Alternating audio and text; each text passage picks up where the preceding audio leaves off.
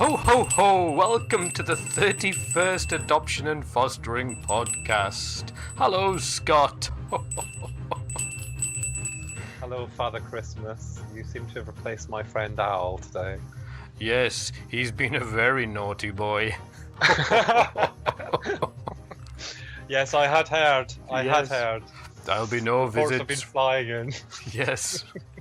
The complaints department have been overwhelmed. Ho, ho, ho, ho, ho. How you doing? Yes, not bad. How are you? I'm really well. Yeah, why not? Why not be really well? There's no other option, is there? Well, you can only. Well, yeah, it's true. Yeah, I'm not. Well, you'll have seen. I've renamed myself on Twitter because I'm just not feeling it this year. I don't know what's wrong with me. Oh. Just not feeling very festive. Oh, why I not? just don't know why. I do not know why. I just cannot get to the bottom of it.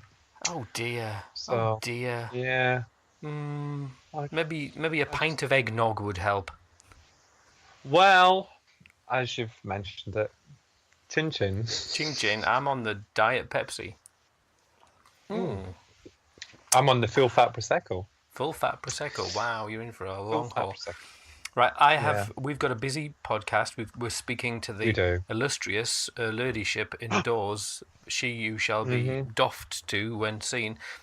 Sally D. Oh, not Yeah. yes. And we've got a special guest. Curtsied. Yes, special guest for the Queen's speech at the end of the podcast, which is very exciting. But I had a few questions for you. Do you know what I realised? I looked through all of our guest lists for the year, and I realised that you and I have got together the dream team adoption support machine, haven't we? If you could imagine, you know the fantasy football league that people do. Yes. Right, but this is like the adoption support equivalent fantasy adoption support team, isn't it? We've just imagine if you had all of these people's phone numbers. Yeah. Which we do. Which we do. It's funny, actually. Now you've said that, that's very true. Because, just thinking back to some of the guests, and from 2017. Yes. Because this is our first full calendar year of doing a podcast. And when you say that now, actually, you are so right. Yeah. And it's funny because I was thinking about it today because obviously we've got Sally on, and I was thinking, it's not this elite word as well, isn't it? It's not, but when you think about you had to go there, didn't you? We've had a CBE, an MBE, and we're now going to talk to an OBE. Yeah, we got the full hat, and of course you've got two no BEs as well. Hint, hint. And we'll keep it that way. Well, yeah, undoubtedly. I don't think we'd be given the choice. I mean, if that letter ever came, it'd be no, thank you. Would it? I don't know. don't even go there. It's a total world of. No, I know. Yeah, I'm quite happy being. I'm quite happy just being me. Thank you. Yeah. Surely the next adopter should be a knighthood. Sir Cass and Rennie. Oh God, could you imagine? There's only 5 Cass and Rennies in the world as it is. Imagine having a Sir Cass. There's a terrible thought.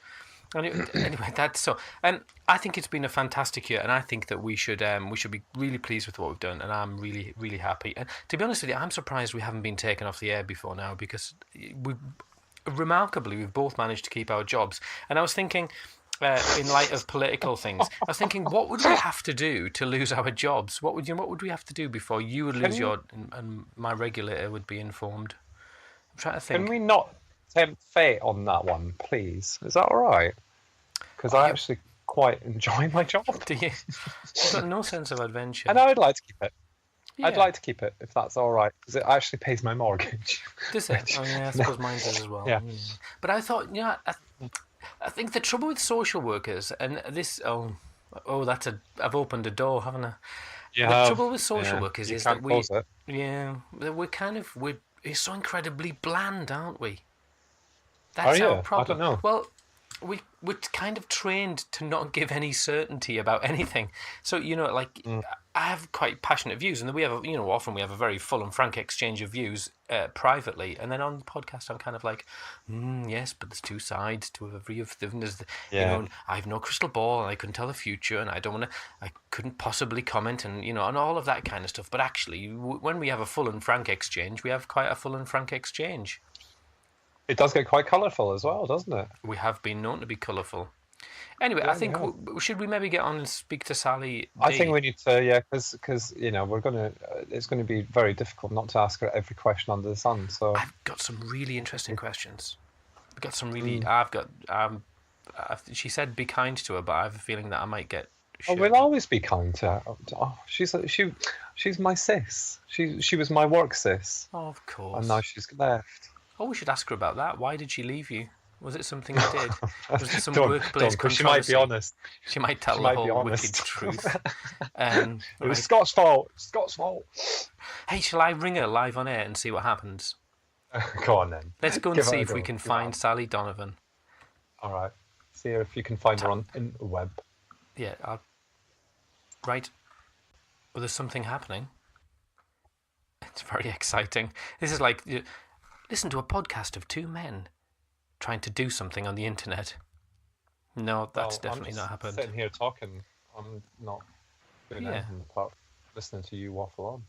But then what's new? Yeah, pretty much. Well, that would be too. Oh, I'm here. Oh! Oh! Right. Oh! It's excellent. Can you Storm and seal time? Oh, turn your camera on, love. I've got it upside down. What's going on? What does this button do? Hey! You've got my hat on. Ho, ho, ho. That's my hat. Yeah. It's my hat. My hat. Look, I've got Santa. God, please put... Oh, that's nice. Thank you. I got him out especially. Is he covered in... Actually, I'll go and get mine. Wait a minute. Is he covered in barbed wire, your Santa? Yeah, he's symbolic of our Christmas. Full of seasonal... What? You look like Boy George in that. Oh, do I? Oh, thank you. Yeah, you do. Just with this shadow, with a grey shadow under my thing. Yeah. Well, I'm just gonna... Al, where's your hat? My hat is on my head. I don't have a hat. I have a Santa. Days. And she's even decorated her chest, look. Did you really say that? You know I'm recording, don't you? I'm just... yeah, but I think if we explain it, we might get away with it. Go on then. They go BX rated. Sally Donovan is wearing Sally's clothes. Got a little trophy. What's your little trophy, Sally? That's my OBE. Oh, fabulous. Oh, I thought I'd wear it for you. Wow. With my Christmas hat. What does the O or your stand non-Christmas hat for in OBE? This is as Christmassy as I get. Yeah. My black bar humbug. Santa hat. Apart from the tinsel that's hanging up behind. Yeah, well, I put that up just to, give it a bit of festive cheer. I don't usually have tinsel over my bed. Yeah. Anyway. This is going somewhere I not was even not 2 really minutes expecting in, already. I'm gonna. Anyway, you came here. You didn't come here to enjoy yourself and prat along with two Egypts, did you? Yeah, I did. Oh well, then jobs are good. Cheers. Oh yeah, cheers. We're on target. Cheers. Yeah, cheers. Oh, what's that? Pepsi? I'm so dull. I'm sorry. Can't take them anywhere. Diet Pepsi. Diet Pepsi as well. Because I'm so rock and roll. Well, hello, Sally Donovan. Welcome to the podcast. Hello, Alan Coates. Oh. Hello, Scott Casson-Rennie. Oh, we're getting our Sunday names. Yes. Oh, I feel quite privileged. My secret out the bag. Jeff. That's what. Anyway.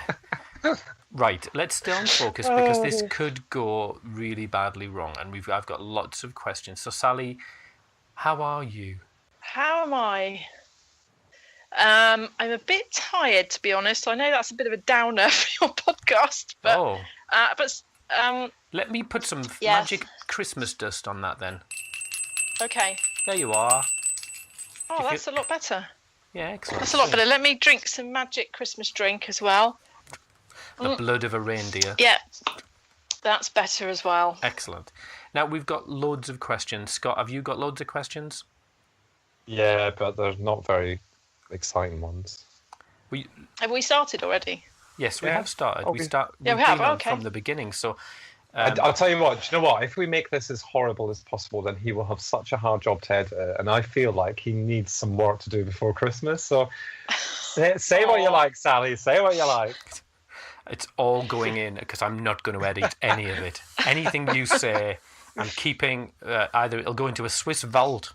It's a Swiss bank account to be hidden, or it'll go straight on the podcast. Right. I'm going to start with some questions. Okay. Sally, I have a really obvious question, but who are you, Sally Donovan?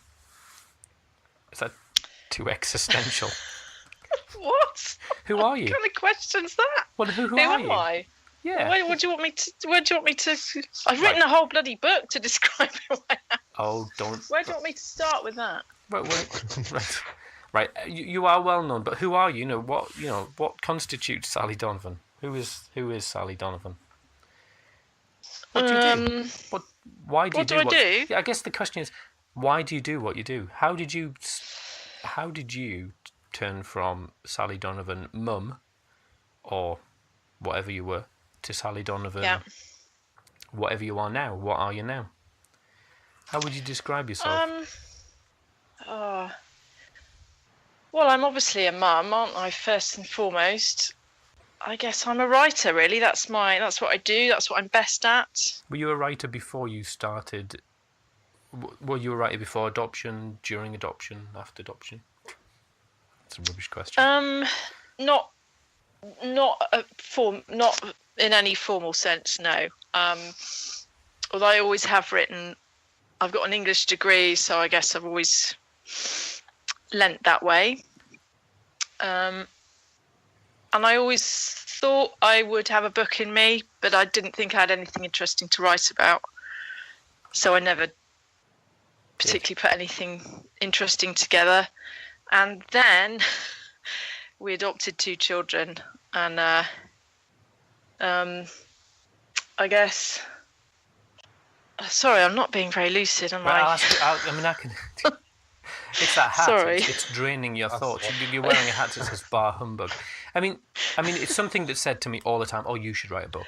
And I think every adopter, everyone, you start to tell your story, and I bet you, Scott, has it been said to you?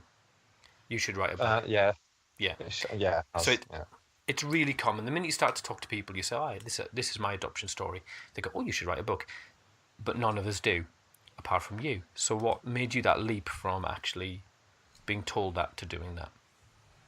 Okay, right. So what did it was, I felt as though I was living this extreme form of family life that I couldn't describe to anyone. When I tried to describe it, I was kind of told I was being a little bit hysterical, that what I was living was a normal family life, but because I didn't know what a normal family life was, I couldn't see the wood for the trees. And I kept thinking, this is not right. What I'm seeing here, this is completely baffling. The behaviours I was seeing were so extreme. There was all sorts of things going on in my house that didn't appear to be going on in anyone else's house around me. Yeah.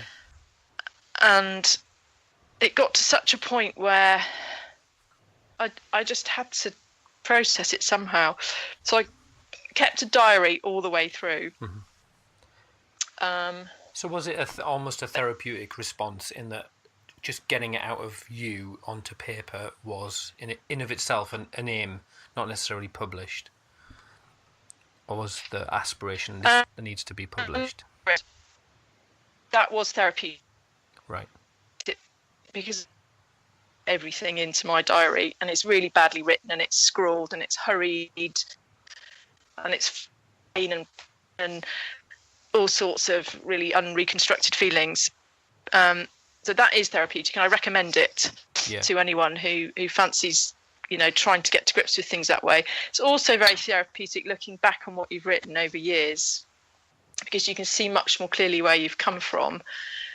But the process of writing a book for me was not therapeutic at all. Right. It was difficult. It was technically very difficult. It took a lot of time. It was quite painful reliving some of it. And particularly as I was finishing it.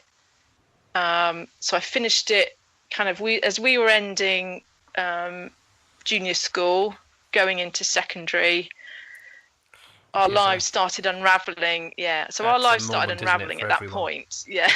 So to try and finish the book on a slightly positive note, but hinting that there was more to come, was quite tricky at that time. But I felt compelled to write about it all. I felt compelled to write about the lack of understanding of what our children are experiencing, the lack of understanding in schools and just generally in society as well. So that I felt driven to do it. I had no choice but to write it in the end. Yeah, I guess some ways you don't have to justify why you write a book. There's that sense of I wanted to do it, so I did it, and I couldn't not do it, and it came out of that something you'd found helpful. What that leads me nicely to one question from me and Mini Me's, because I asked for questions. I got some questions, some sensible questions. Which was... Those weren't my ones then. No, they weren't your ones. Feel free to butt in, Scott. When are you going to blog again? Miss blogs, and that was from me and Mini Me's. So you're going to do more blogs? Yeah, I am. So I finished working on Adoption Today. Okay. So I got my last issue out so that came out last week. So my intention is to recover for a little bit because we've had a little bit of a horrendous year. Mm-hmm. And then I want to do more blogging, get on with my next book. Which is? That's really So my next book is going to be a follow-on to the unofficial guide. And this one's going to be about teenagers. And is that...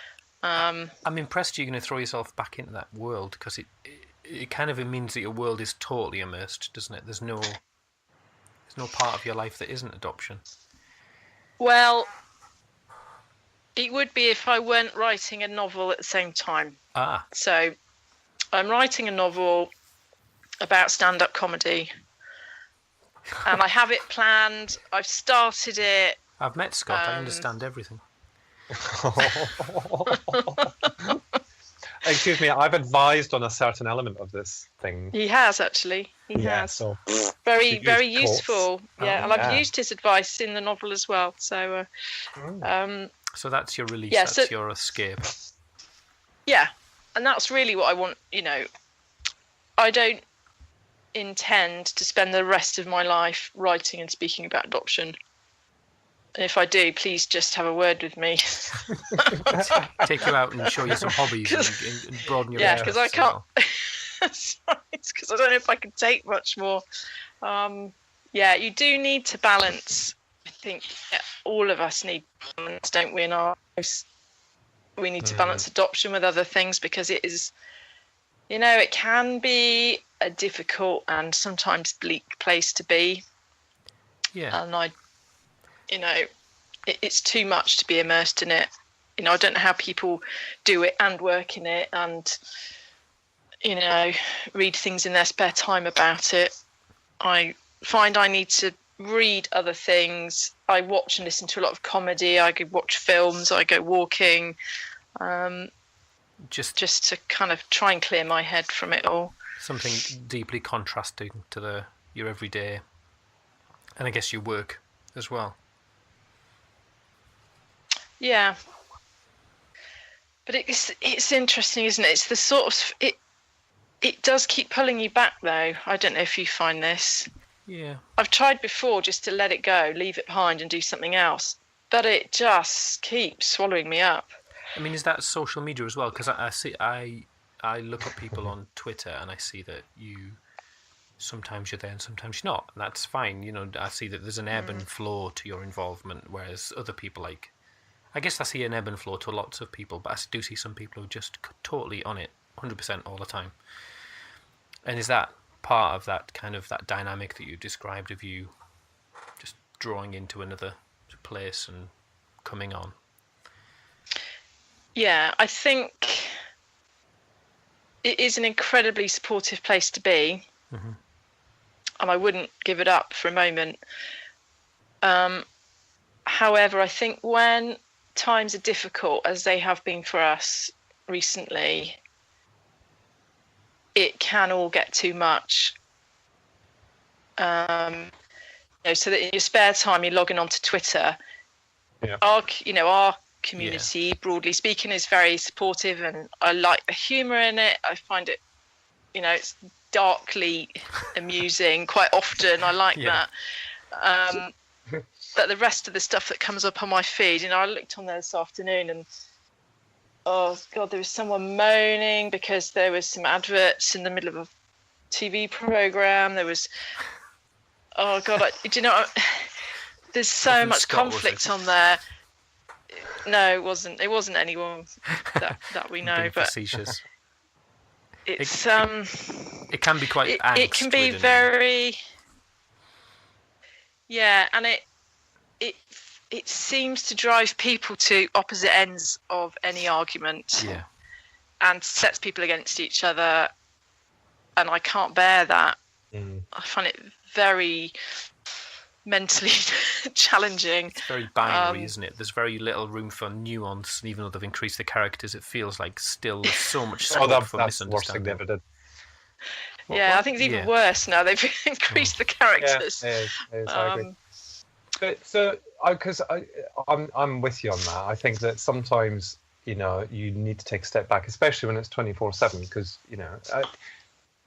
all three of us, whether we like to admit it or not, live and breathe it 24/7. Apart from, I don't know, when we're asleep, and even then we're still in it, aren't we?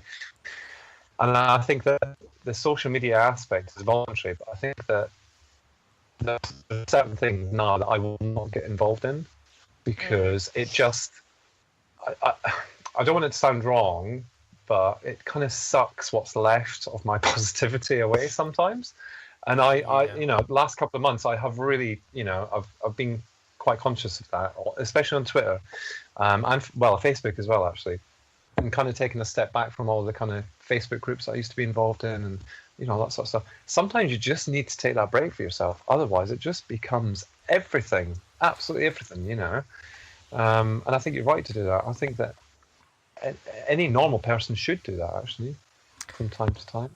Yeah, and I think the three of us as well, we, not as well as being adopters, which I guess is one Twitter corner of the world, we all represent other things as well, which kind of leads me on to one question I wanted to ask, which is around us being apologists for organisations.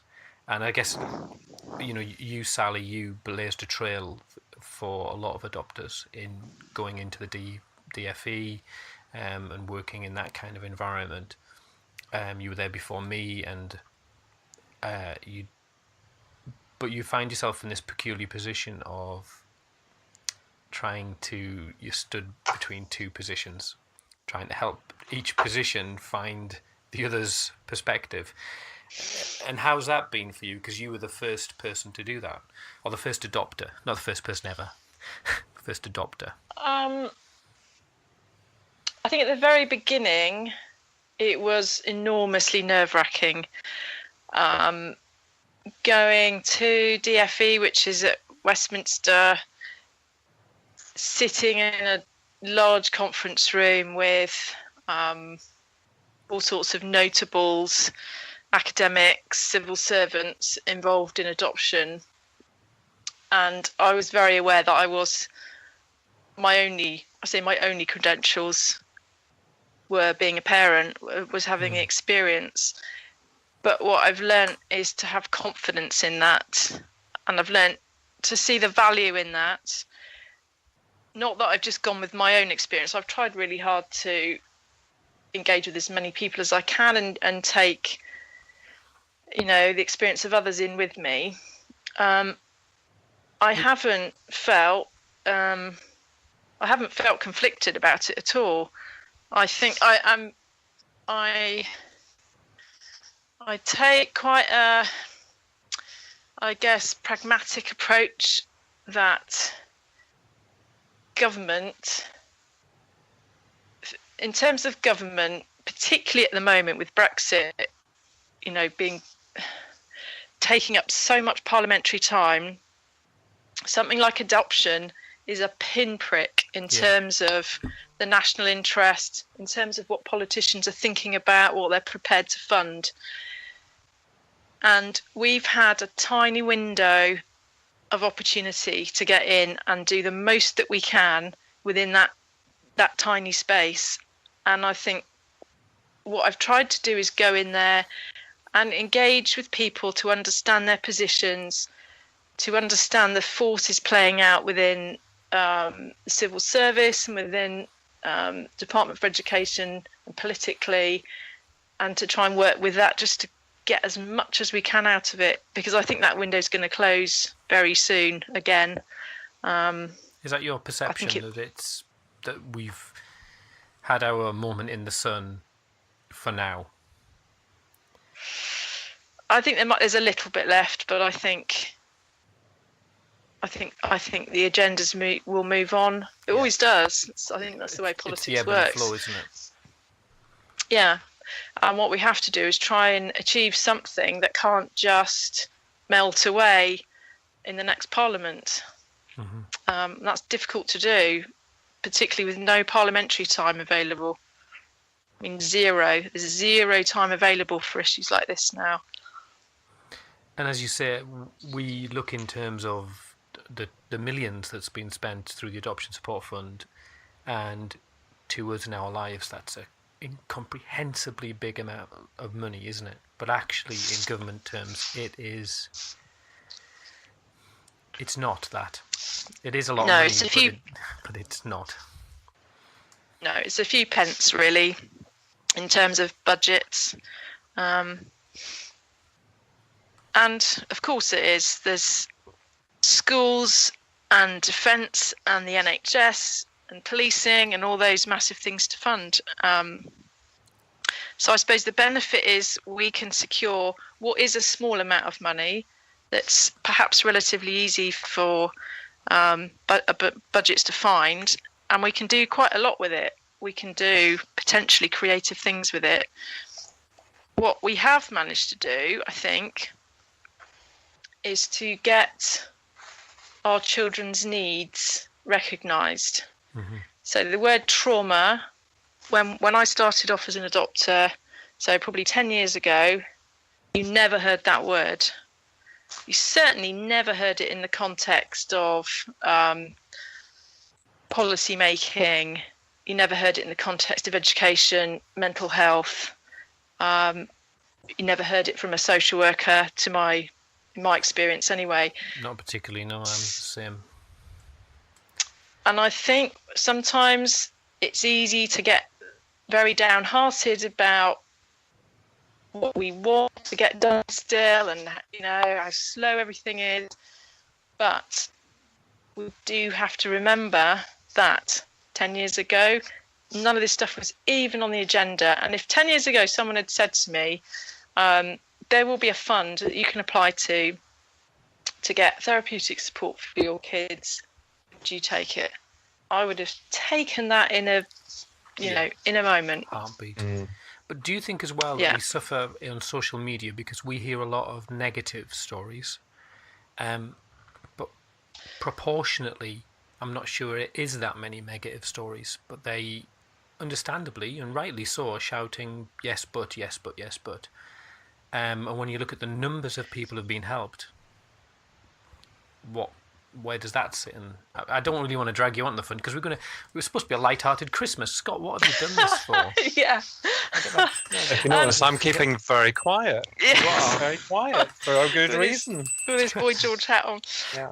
I would say about that of course, probably those of us who are engaging regularly on social media are probably those experiencing the most problems, because we're out there trying to kind of connect with other people and make ourselves feel better and find solutions and so on.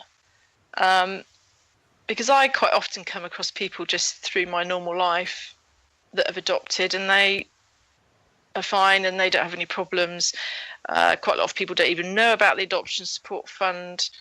And supposedly there are a third of adopters who are doing very well and quite happy. A third. Yeah, like you said, there is a third that are really struggling. There's a third that are not. And I look at my children. I've got 6, and I see 2 are doing okay, 2 have good and bad, and 2 really struggle. And I feel really representative. So you. Yeah, I've got. Yeah, I would say one doing really quite poorly at the moment, and one doing all right. Yeah. So it's tricky, isn't it? Because I think that we're a pinprick. We're 55,000 children who are adopted who are under 16, compared to I don't know what's the general children under 18 in the population. What is it? Millions? How many millions? I don't know. Let's say 10 million. Yeah. Well, we've got a population of 65 million, haven't we? Yeah. So several million, probably. Yeah. That's very sensible. It leads me on to a really interesting question that was posed by Ms. Which is quinoa or couscous. Where do you stand on that? Well, that's quite an interesting question. No. What? Scott. So I would say, selfishly speaking, I would say quinoa because it's high in protein. So if you're on a high protein, low carb diet like I am, it's a very useful grain to eat. Whereas couscous is quite highly processed wheat. It's not quite so nutrient heavy, high carb as well. However, quinoa, I believe, is grown in the South of America, and it's eaten by local people, and the demand from the West is driving up prices for local people, and that's not such a good thing. So it's not an easy choice to make, is it? Well, it is if you live in the north. You have a pie instead. If you could write to our complaints department at Scott Casson Rennie. Scott, which do you prefer? Yeah. Prosecco. The pronunciation is the thing that gets me, first of all, because that's not how we pronounce it. But then I am from some strange land far away. Pronounce it then. Because you'll take the mickey. And secondly, we have a big thing about couscous in our house because it's a trigger for Jacob, which is a really bizarre trigger. It's a positive trigger, but it's a trigger nonetheless. And by chance, we were watching Nigella. Can I just say, Nigella, that is like watching some kind of porn. Okay, I've never watched a full episode of Nigella before. I did tonight, and it was like watching, I don't know, it was just, anyway. Didn't float your boat then? It did in a weird way. That's what's worrying. That's in my legs. Yeah. Grief, where's the mute button? And you pronounced it quinoa, is that right? Yeah, that's how I pronounce it. See, is it quinoa? Sorry, it's quinoa. Yeah, that's what I thought it was. Yes. Oh, well, that was probably my fault because I'm an idiot. Yeah.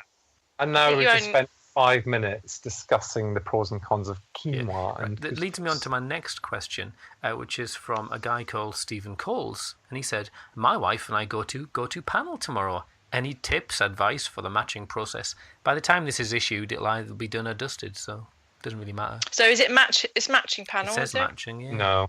Is it matching? I thought it was approval. Hang on. Go to panel tomorrow. Any tips, advice for the matching process? So you must be getting approved tomorrow. Okay. Yeah. Yeah. So, well, firstly, I would say good luck to Stephen and his wife. To go into panel, I would say sensible. It is always nerve-wracking, isn't it? Yeah. But I would say just be confident, go in there as yourself. Don't feel you have to say anything that's not you. In terms of the matching process, I think I would say take your time. Don't feel bulldozed into anything. read between the lines, ask lots of questions. You should write a book. Don't feel rushed. You should write in your book a handy euphemisms from social workers. Cheeky chappy means latent psychopathy. Cheeky. Yeah, rude. Yeah. An F word in every sentence. Yeah. Enjoys craft means he dirty protests. Yeah, it is. Yeah, it's interesting though how you can read between the lines now, isn't it? I don't know if you watched Find Me a Family the other night. Yeah. Oh no. It's a complicated watch, isn't it? Did you watch it? When I did watch it, yeah. Right. It's very conflicting, isn't it, when you watch something? Very. I'm one of these people that likes to think I'm quite positive and quite balanced about adoption, even though we have good days, we have bad days, we have indifferent days. But it's really hard to watch programs like that where you want it to be a really engaging and true reflection of what it is. And I have to say that it kind of was, but it kind of wasn't. And that's what the conflict is in my head, because we are privileged enough to kind of promote adoption or not. And I like to think that we're kind of mostly positive or balanced. I don't know about positive, but balanced anyway. But these kinds of things really aren't always helpful. I applaud the social workers who are working so hard to find families for the children that they're representing. And they came over very well, I thought, the social workers. I thought they had the best interest of their children. There were some children who were coming to the end of the road in terms of adoption. Some so-called harder to place children. There was a little boy at the end who got matched with a couple, and despite feeling cynical through quite a lot of the program, I got to that point and just felt really emotional and just sad for that little boy, because it's life-changing, isn't it? It's literally life-changing. But then there was some other, there were quite a lot of myths and fantasies being spouted as well that made me feel a little bit uneasy. I worry that sometimes people are being set up further down the line, and the euphemisms were coming thick and fast at some points. Lively, needs lots of attention. You know what I mean, Cheeky. Don't you? I mean, to be honest, I can't watch it. I only watch them if I feel I need to watch them. I do not watch them for my own pleasure or enjoyment or education. They absolutely make my skin crawl, for a whole myriad of reasons, mainly because I'm not in them. No. I'm just no. Many are true words and jest. I just find them really. You've been on telly before, Blondie, so don't start that. I get everywhere. But I just think, I watch television for entertainment, and I just don't want to sit and have all of this kind of in my front room. I don't want other. It's kind of that's my safe place. Please don't bring it here. So I just can't. One of the reasons I watched it is because my son sent me the link and said, "Oh, look, this is on next week." Right. And that was quite an interesting thing for him to do. Quite unusual for him to do that. And so I thought I would watch it. So just in case that provokes a conversation or. Yeah. And I think he might feel differently about some of that to how I would feel. So far, we haven't had the conversation about it, but we'll see. Yeah, I mean, it's really difficult, isn't it? But I always feel there's a element of no matter what documentary you make that's around adoption, it will be popular, it will be watched, and then I briefly looked at the hashtag, I can't remember what it was, and read the comments of people, and just felt really quite uncomfortable with what people were taking from it. People who weren't informed as we are informed, or people who are just Yeah. I hate to say it, man on the street, woman on the street who sits down and goes, "Oh, that I like, I'd like to watch about adoption," and what they take away from it, I go, not doesn't sit with me. So that's perhaps where my discomfort comes from. I'm not sure. Anywho. Yeah, never wise to follow the hashtag, is it? No. Programs like that. Down the rabbit hole of the hashtag. It's bad enough following I'm a celebrity hashtag.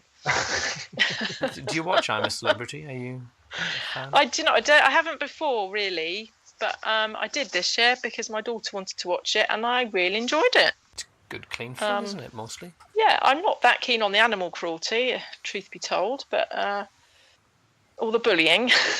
Bullying wasn't very nice either. But I thought Ant and Dec were quite entertaining. Canny Geordie lads. Yes, Geordie lads. I quite like Ian Lee. I listen to his radio programme sometimes. So, yeah, it was all right. Like you say, it's escapism, isn't it? And Right, I'm going to move on. I've got some more questions. This is from Adoption Mountain, who says, or asks, right. How does or did she wake up the next day and fake it, pretending previous evening's events hadn't occurred? You don't have to answer these, of course. Okay, no, that's okay. Just make something up. So That's what Scott does. So the answer to that is, you look quite tired, Scott, as well. Are you tired? Yeah. Oh, I'm sorry. Don't get drawn into his "oh, my life is terrible" narrative that he's peddling endlessly. Shut it. I was just trying to show some empathy. Yeah. See, someone loves me. Need to work on that. All right. So, I've got compassion Adoption fatigue, Mountain. Scott. Al, will you shut up and let Sally speak, please? Honestly, you keep interrupting people. You do this every week, and it really grates on me. That's why I sit here quiet. Let them speak. All right? There you go. Oh, my days. I think we've just had our first podcast argument. Have you? One-sided argument. Yeah. Podtiff. Hashtag, the new hashtag, Podtiff. There you Podtiff. Podtiff number 1. Yeah. Okay. So in answer to that question, the truth is you can't always do it, can you? You can't always wake up going, oh, what a lovely new fresh day, bouncing out of bed to, Mary Poppins. Full of positivity. Sometimes you wake up still heavy from the load that you've carried from the night before, or the day before, or the weeks before. Sometimes you haven't even slept that well, I find. Yeah. That's why I'm tired this evening. The ways I've tried to wash myself clean of it all are to try and remember that the trauma I'm carrying after an incident is nothing compared to the trauma my kids are carrying. I try and remember the reasons why they're acting out in the way that they are. I try and get some time. Away. Yeah, you do. Sometimes you have to think your way out of it, don't you? Yeah. You have to think your way out of it. I have to walk myself out of it, or physically dig the garden out of it. Yeah, I think physically working it out is really important. Mm-hmm. It has been for me anyway. I know it's not for everybody, but I can't be doing with the whole go and have a bath and light a candle. I can't do that bullshit at all. It just doesn't wash. Well, it does wash. It doesn't. Well, it doesn't leave. It's not getting clean. But that's right. That's self-care, isn't it? People. Yeah, that's the stereotype of self-care. But it's not for me. It's not for a lot of people, is it? We need something different. Yeah, and I think when you do wake up with it, still, I think it's okay sometimes to say to our kids, "Look, I'm still feeling a bit sore after yesterday. Yeah. So I might not be top of my game for a few hours." And ultimately, what lesson are you? You're not modelling the real world for them, are you? Because if you're crappy to your boss is going to be crappy back and sack you. That's an extreme example, but people get hurt and they react however they want to react, don't they? Yeah. I guess it's trying to learn how to model that hurt in a less shameful way. I am not feeling great today, so you might need to give me a bit of space, otherwise it's going to get ugly. Yeah. I do a fair bit of that. Yeah, that message doesn't always go down well, but that's I think reality. you're always trying to. Yeah, I think you're always trying to model to them as well how to deal with those big feelings. I once did an experiment with my daughter. It was about 2 Christmases ago, and it was every day there was an event in the afternoon. We went to bed, and it was all kind of, we went to bed okay. And the next morning, I tried 3 or 4 different responses. So I tried nothing. Not it's all good. I'm Mary Poppins. Ha ha ha. Made no difference. And then I tried a kind of you give me some time and I'll be okay. I love you, still love you. Dr. Bloomin' Dan. And did that. And then my third one was, I thought, you know what? I'm just going to pretend to be like really, really hurt and just really sad, like, and really depressed. Not at you, and that one worked for about 20 minutes. Then I forgot because I'm like a. Because we went past a bike shop and I got excited and just thought, I've totally blown that. And I just realised that actually I'm not sure it made any difference to her whatsoever. So I just thought, I just need to work out a way that is best for me, really. Yeah, there aren't any magic bullets, are there? No. I think, other than, for me, just trying to keep myself regulated. Stop awful things coming out of my mouth. Yeah. Ooh, yeah. We're all agreed on that one, obviously. That's a rich vein of thought on that one. I have to admit, even after 11 years, I'm still very bad at regulating myself. Even now, and walking away as well. And there's a few things I've gotten better at. So not having the need to say the final word, at least to anybody's face. I might say it to myself or mutter it under my breath as I'm halfway up the stairs. But yeah, I still find that very, very difficult. Very difficult to just. But society says parents win. That's what society says. Parents are meant to win. Not that it's a competition. Yeah. Oh, it is. It is sometimes so, isn't it? Let's face it. Yeah, absolutely. 100%. But the compulsion to win is huge in me. Absolutely huge. I'm left. Because our kids, they have to win, don't they? They have to win because it's a matter of life or death to them. Yeah. Mm-hmm. It's about survival. They can't know they have to win. They just... No. It's hardwired. They just have to win. Yeah. Mm-hmm.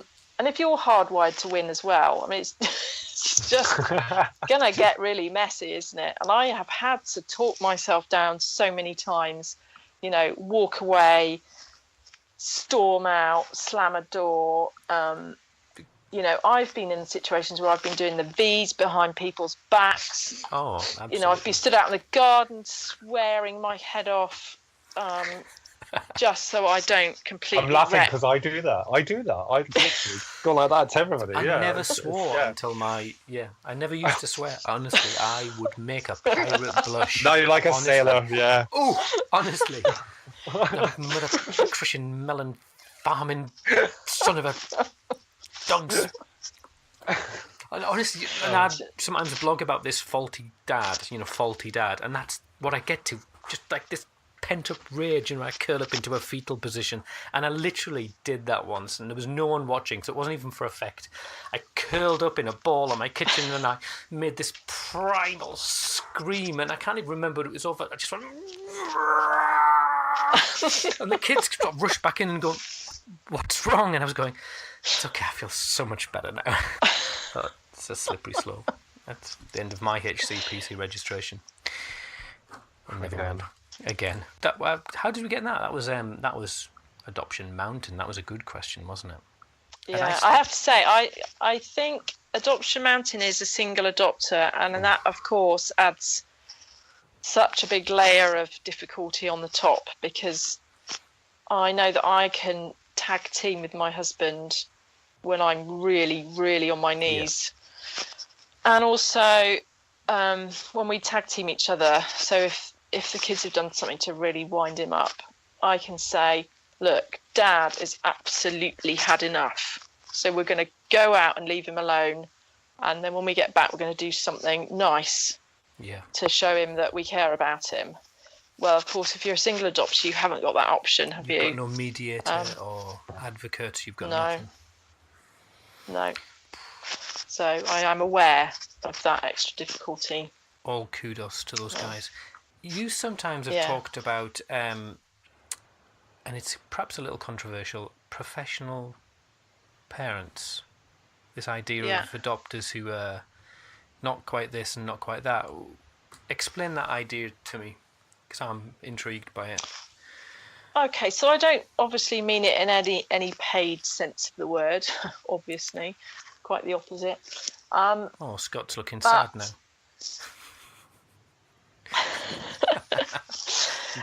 What I mean by that is, most of us cannot just carry on and parent in our default fashion, in the way that we were parented, in the way that just spills out of our gobs day in, day out.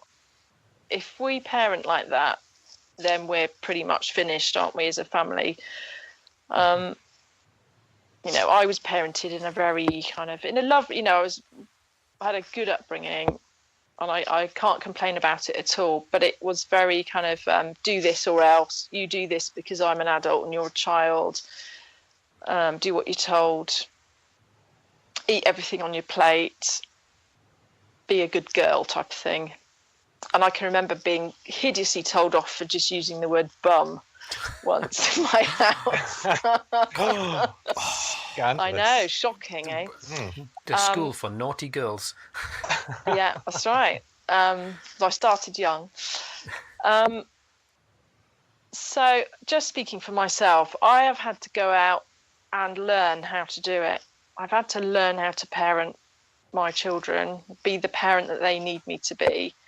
And it literally has meant dumping almost everything and rebuilding myself as a different sort of parent.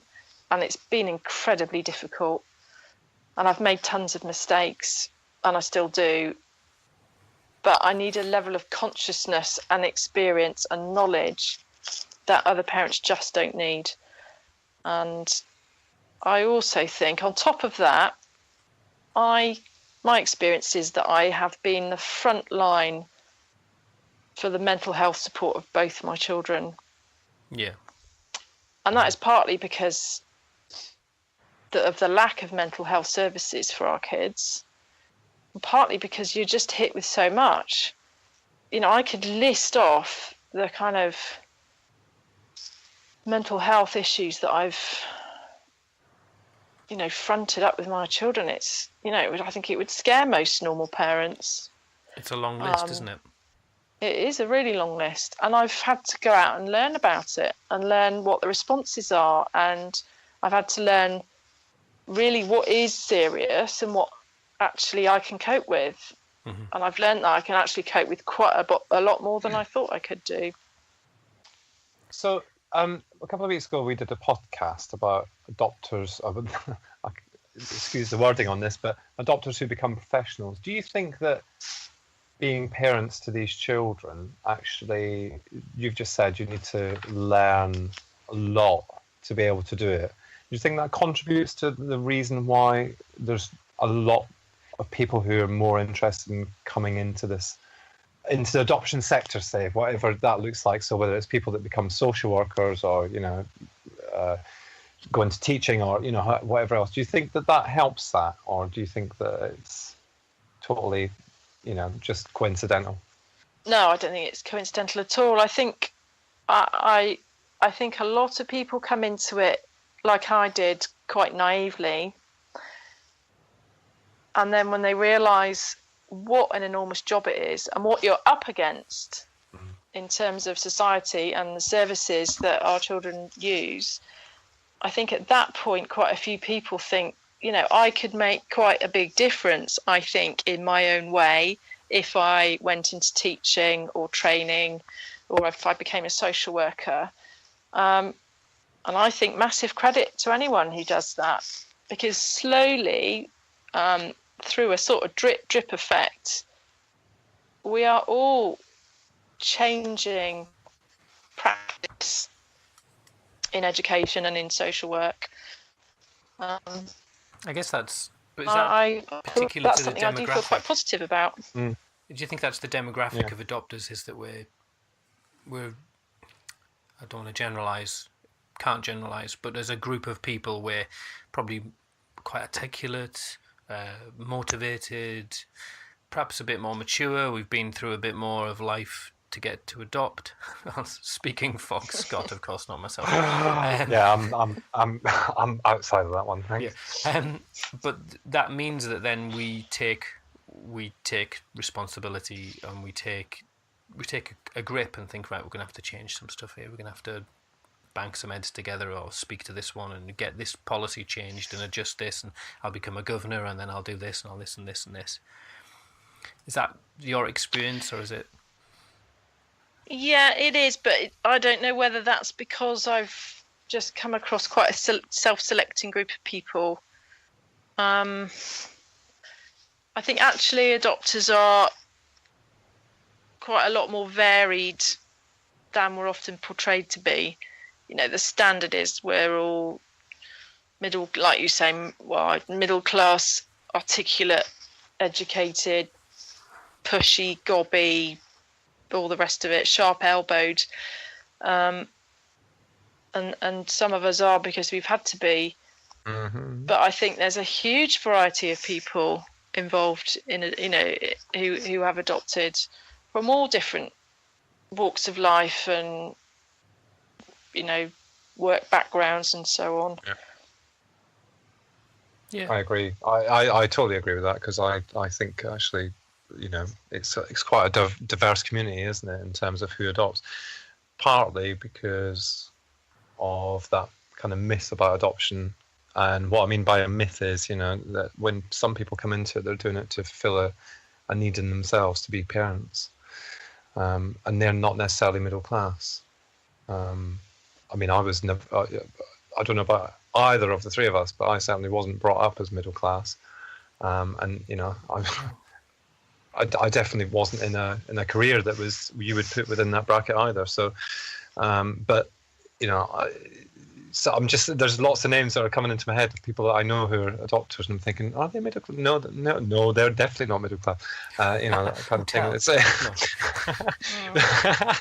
but don't you think it's kind of an funny, outdated? isn't it? It is, and I get a little bit irritated by the simplicity of, you know, are you middle class or not? I don't really understand it in the context of today. I think it's something that's banded around just to divide people, and I don't think it's particularly useful. Put people in boxes, convenient boxes. Yeah, and to be fair, Sally's seen me on a night out. She knows I'm not middle class. Not like them. Not middle class. Hey, I'm right common when I go out. You've got. Is anyone else you haven't offended yet? Just had to lighten the class discussion there. Yeah. You know.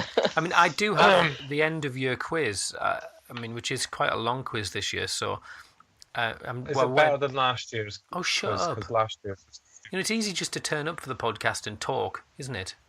Podtiff too. Yeah. Right, we've done an hour, so I think we should probably, and it is a Christmas episode, but I would like to get onto the quiz because it's quite a sensible quiz this time. Okay. And it's I'm going to give you. Judge of that. Actually, I'll be the judge of the quiz. Thank you. Right. So who's playing in this quiz? What? If you let me, rules? Right, the rules are I'm going to give you an option. You have to choose one of the options. So it's going to be, for example, I would say apples or bananas, and you would say, what would you say, Scott? Is this to be based on my choice of what? I'll give over. Just answer one of the questions. Apples or bananas? Oh, bananas. Why bananas? And you say no, it's apples. This is what you did last year, and that's why I don't like playing this game. Right, Sally. Shall we get on with it? Yeah, shall we get on with it? Honestly, so you can be so moody. And I'm just walking into a trap. That's why. Hang on, my earphones are falling off. It is a trap. No matter what you do, Scott, you're wrong. Shame your speaker isn't giving up. Yeah, whatever. Yeah. Right, here we go. So this is the end of the year quiz. There is no end to our expenses on this show. Apologies to anybody who. Yeah. Anyway. Are you ready? Because I can wait. Yes. It's only your own time you're wasting. It's the end of the year quiz. Do you know what I love doing? If I ever do schools work, ever do lessons in if I do training for teachers, which I do a bit, is I love telling them off like I'm a teacher. It makes me giggle inside. I say it's only your own time you're wasting, and I make them stay behind. Anyway, end of the year quiz. Is this a question in the quiz? End of the year quiz. Right, quick fire round. Scott, Dr. Dan or Dr. Bruce? Seriously, man. Dr. Dan. Okay, Sally, Dr. Dan or Dr. Bruce? Dr. Dan. Oh, right. So why did you say Dr. Dan and not Dr. Bruce? Dan Hughes. God, this is polarising, this question, isn't it? It's light-hearted. Come on. It's almost like... Dan. I'm actually... truthfully, I'm a little bit in love with both of them. Ah. Which one? D comes up. Okay, marry or shag? No. Dr. Dan or Dr. Bruce? No. That's turned it all very naughty. Naughty, Doctor. Okay, right. Marry, shag, Cliff. Dr. Dan, Dr. Bruce, or Bessel van der Kolk? Easy. Okay, he has to edit this now. Well done, Sally. Yay! You have literally made me blush. Anyway, right, Dr. Dan. Next So you would question. Dr. Dan, right? The next I'm one. loving this game now. Yeah, it's turned very dark very quickly. Right, the right answer is Dr. Bruce. Anyway, just so you're clear about that. Shut up. Oh, okay. No, it is. Dr. Bruce is the man. He's the man. Anyway, next question. Right, NVR or Triple P? NVR for me. NVR. Yeah, it's an easy one.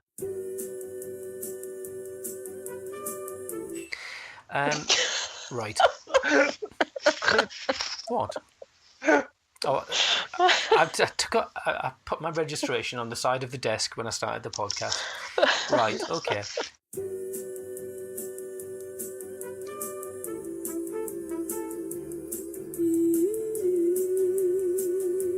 There you are, there's my disclaimer. Right. Good. Well done. Thank you. Now this could turn ugly. Annie or Oliver? Well, I'd say Oliver. Because I'm not a fan of musicals. Can't bear a musical, actually. Well, I could do a bit of Dickens, all right.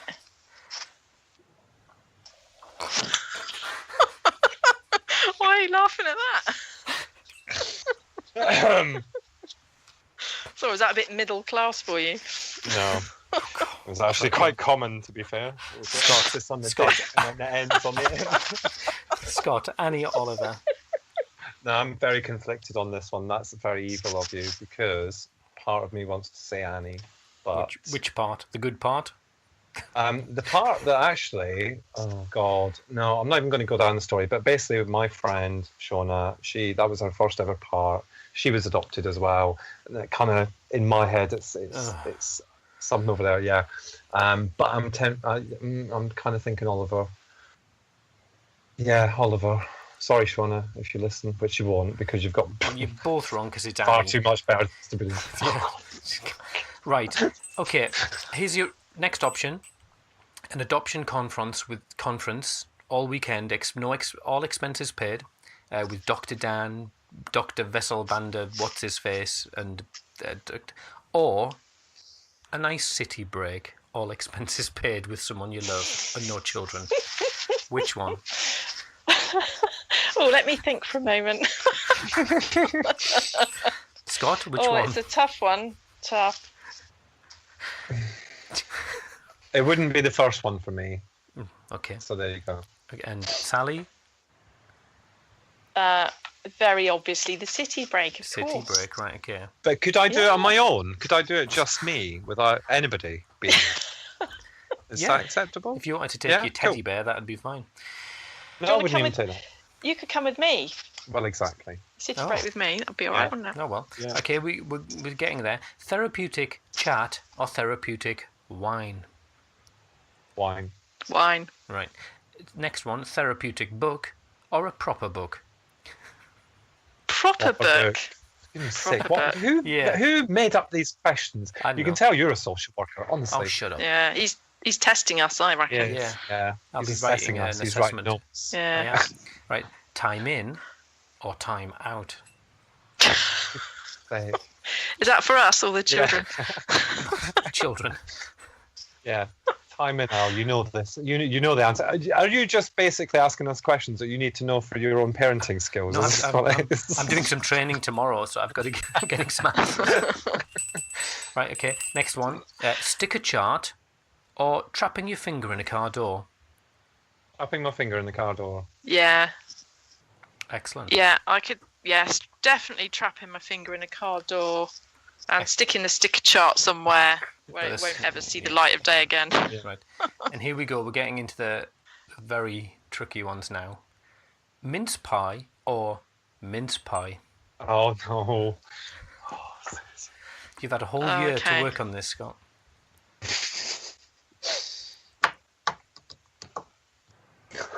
What answer then? Mince pie, obviously. Right, I'll get to your answer for that one. And Sally? So I suspect this is a little trick question, and that one of your mince pies has a D on the end of minced. Does it? I haven't got a degree in English. A minced pie is different from a mince pie. Just give me your answer. So I'll have a mince pie, please. But you actually, Sally, you're right. Scott, you're wrong. Again, for the second year in the trot, I'm wrong. Thank you. Yeah. And finally, you know what's coming, Scott. Listen to this before. Yes, I do know what's coming. Bourbon or bourbon?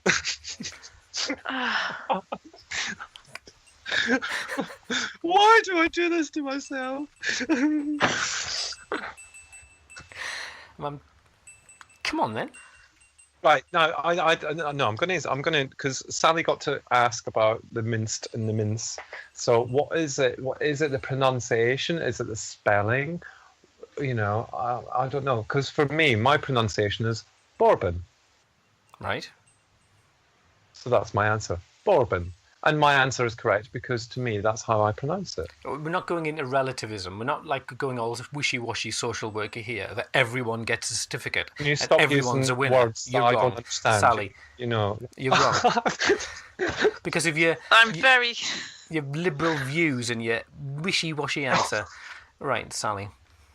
Bourbon. I'm very confused. Can you repeat the question, please? Yes. I'm very confused. Bourbon I feel like there's some whole bourbon? Context to this question I don't understand. Yeah, Al's context. Yeah, it's about biscuits or alcoholic drinks. Which one?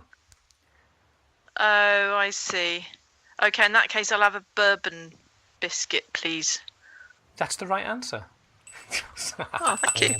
So I think out of that, Sally was clear. You know, I feel sorry for the people who tuned in and were expecting me to do a coherent interview with Sally, because you've been very coherent, but I feel I've been really incoherent. Oh well. I feel bad for how I started, though. Oh. I feel like you asked me who I was, and I just literally was speechless, which is a bit sad, really, isn't it? It's a bit That's quite indicative of. It's a bit existential, and it's kind of how 2017 has left me. I think. That's it. Questioning who am I? What am I doing? Is your next book going to be a pop-up book? Where's Sally? She's gone. She's disappeared. She has no personality left at all. No. You're a former shadow of your former self. A former shadow of your former I know. self. Oh, Sally, it's been great to talk to you. What we're going to have now is the Queen's speech, because you did it last year, which was lovely, and thank you very much, and it caused much mirth. But we haven't actually had it sent to us yet, have we? By our secret Queen. Scott, you look so miserable. I'm not speaking to you. Go away. Oh dear. Oh. Podtiff number 3. There you go. Podtiff 3, yeah. Hashtag it and stick it where the sun doesn't shine. Honestly. I don't think Scott liked your quiz very much, Al. No, right. I don't want to play the quiz ever again. Here's the deal, and next year, could you do the quiz? I will gladly do the quiz. Excellent. I will tie you in knots. All right. Right. There you go. The quiz is on you. This is Is this a bit like how Christmas plays out in both your houses? Let's Pretty play a much, game. yeah. Pretty much. Yeah. By about 8:30 And then let's in the fall out. morning. Yeah. And you're lucky I haven't thrown the Monopoly over the floor at this stage. Well, I to be can see perfectly frank. Yeah, and I'm normally bilious with having eaten too much chocolate. Oh, that's nice. That's true. Well, anyway. Yeah. Yes, we haven't been sent our Christmas message yet. And Sally, you have been promoted to guest rather than queen because obviously thank you. OBE, trumps queen these days. Although not in gay terms, but we won't go there because nothing trumps a queen in gay terms. But anyway, yeah. But sorry, Al, you wouldn't understand. No, you just wouldn't understand because it's too simple for your little brain. But yeah, I look forward to listening to the Queen's speech. That would be fantastic. Is it a replacement Queen or is it just a temporary thing? I don't know. No, I think it's a succession, isn't it? Isn't it something like that? Is that what happens to Queens? Okay. Succession or ascension? I don't know. She's been coronated. Yeah. Anyway, we're prattling now. We are literally just bubbling on. Okay, well, I'm going to say thank you very much, Sally. It's been lovely to have you on, and we must get you on and perhaps ask you some more coherent questions. And Scott, as always, as you're wearing a hat rather jauntily there, which is rather nice, I shall bid you a fond farewell. So have a lovely Christmas and a Happy New Year. Thank you, and thank you very much for having me.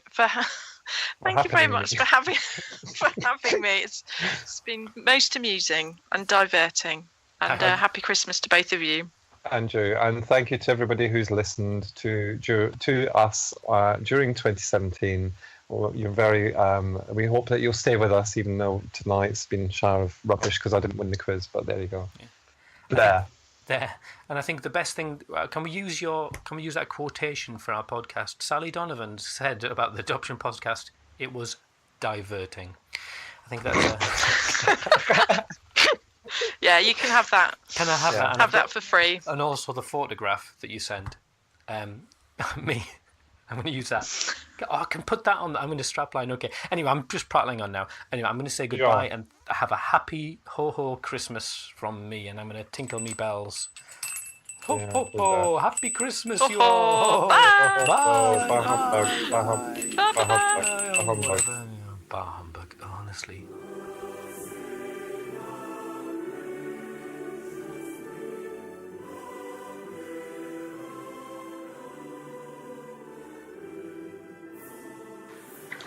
Well, hello everybody, and welcome to this Christmas message.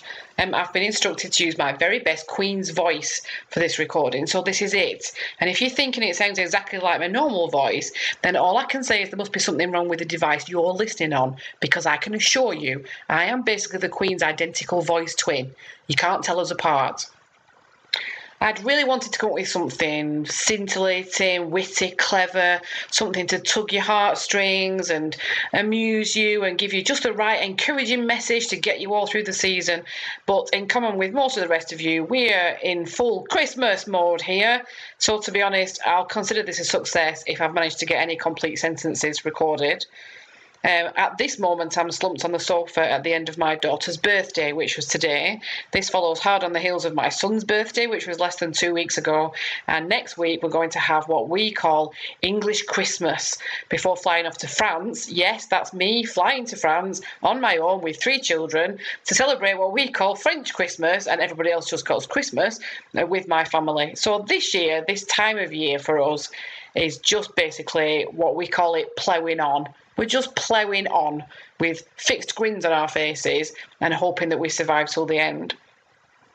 2017 has been quite the year for me and my little family. My son has had 2 different kinds of therapy, which we access through the Adoption Support Fund, and he's been referred to CAMS, which has been an interesting experience so far. I'm reserving judgment on that.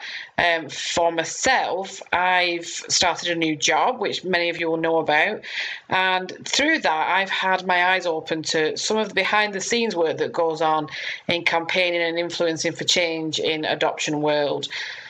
And I've been struck by the different ways in which change happens. Most of the time it's infinitesimally small creeping steps hopefully towards where we need to be, not always. And then occasionally there'll be some seismic event, some media storm or something or other, and there'll seem to be big changes or some big response to that. And I can't help feeling that there must be somewhere some happy medium where we can make steady progress towards agreed and well-evidenced goals that can be measured, and everybody knows what we're doing and where we're going. I can't help thinking there should be that. I'm looking forward to the day when there is that. I think as an adoptive parent, in the past I've experienced a lot of the same frustrations as other people, mainly the frustration that the powers that be seem very slow to respond to what is surely patently obvious. But as a relatively newly minted professional, and I'm putting massive inverted commas around that, in the world of adoption, I still experience frustration, but it's a whole different level. And I think I've come to realise this year that what seems completely obvious to me, and probably to you and to lots of other adoptive parents, is clearly anything but obvious to many of those who have the power to make the changes that we are asking for. Sometimes I feel that there's a massive mountain to climb in terms of making understanding of trauma and loss and attachment and fetal alcohol spectrum disorder and adverse childhood experiences and all of those things, in making understanding of those things widespread in education, in adoption support, in mental health provision, in loads of areas where it's really badly needed. And when I look at the size of the mountain, it feels to me like it's a miracle that we've ever made any progress of any kind. But if I do look at the mountain and I look around and I see that there are loads of other mountaineers, loads of them. In education alone, there are little pockets of excellence all around the nation. Head teachers, class teachers, TAs, ed psychs, virtual school heads, trainers, therapeutic services providers, campaigners, advocates. There are people out there doing the good work. There are people out there fighting the good fight. It's not happening everywhere and it's not happening enough, but it is happening. So I think for my 2018 wish, it would be that we can find better ways to give all of each other a leg up as we try and climb the same mountain, that we would hold each other's hands and support each other up. You might be able to tell from this metaphor that I've never even remotely climbed a mountain. There is probably an excellent mountaineering term that I ought to be using, but I don't know what it is. At home, I have my own mountains anyway. You'll know what they're like because you'll be climbing them too. But I want to say that even though I parent alone and spend most of my evenings alone, just like tonight, I found companions on my mountains too. So thank you, Twitter, lovely Twitter adoption community. Thank you for cheering me on this year and cheering me up. This year I've met quite a few of you in real life and it's been a complete pleasure. I'm not even going to qualify that. It has been a complete pleasure. Okay, this is meant to be Christmassy. And it's not been very Christmassy so far. We don't really do Father Christmas in our house. My son has this terrier-like need to know everything about everything. He ferrets every detail out. He never stops asking questions. Father Christmas is way too much trouble for me. But I was thinking, if we did do Santa, what would I be asking for this year? Well, it could be any number of things. Maybe trauma-informed education setting for every adopted child, superb adoption support on tap, and tailored to meet the needs of each individual child, and money no object. Teams of highly trained professionals ready to leap into action in response to our phone calls. Emails returned in a timely fashion. Okay, that's probably going too far. But it's nearly Christmas, and I'm soon going to be off the clock, and there are some times in our lives where our main hope is survival with minimal carnage. So this year for Christmas, all I am personally asking for is a lie-in. One lovely morning of duvet swaddled, child-free bliss, waking up when I am ready to wake up and not before, and maybe somebody brings me a nice cup of coffee. Whether your Christmas is full-on or low-key, whether your aim for the season is celebration or survival, I sincerely want to say that I hope the whole thing leaves you relatively unscathed. Have a great time and Merry Christmas, everybody. Jingle bells, jingle bells, jingle